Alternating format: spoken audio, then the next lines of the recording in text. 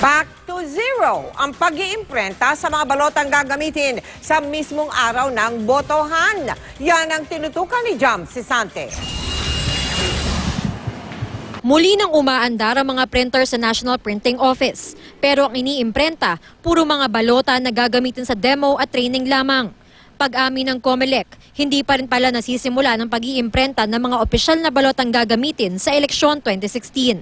So right now, wala yung printed na official ballot na gagamitin? As of now po, wala pa. Kaya nga po naghintay tayo ng isang araw. Kahapon po, hindi po tayo nakapag-imprenta. So, hopefully po today, we were informed that the ballot faces will arrive this afternoon or later in the evening.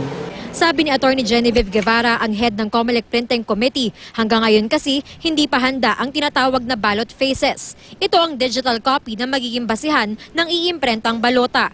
Merong tinatayang 95,000 na versions ang ballot faces dahil magkakaiba ang mga kandidato para sa lokal na eleksyon. Merong 1,000 ballot faces na dumating noong Lunes, pero nakitaan ito ng mga pagkakamali kaya hindi itinuloy ang printing. Yung error nga po na nakita was na omit po yung party ni Senator Miriam.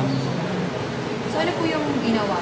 So pinatigil po natin yung pag-imprenta. May mga naghahayag ng pagkabahala dahil baka atrasado na ang COMELEC at hindi umabot ang mga balota sa araw ng eleksyon.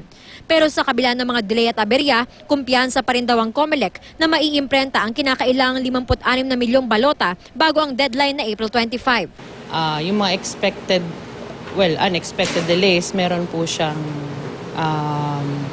katulad nito, nangyari. So, meron po tayo, nakalagay na po siya sa timelines, kumbaga. Kahit ma-adjust po ng konti,